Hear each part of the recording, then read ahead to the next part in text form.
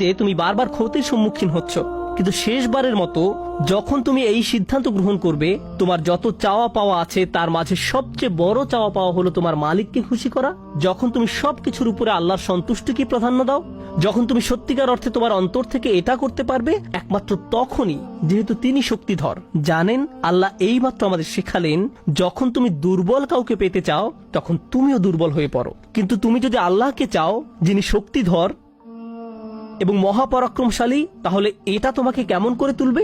এটা তোমাকেও শক্তিশালী করে তুলবে। আর যখন তুমি শক্তিশালী হয়ে উঠবে, জীবনে বিভিন্ন জিনিস আসবে যাবে, কিন্তু তোমার শক্তিমত্তার কোনো কমতি হবে না।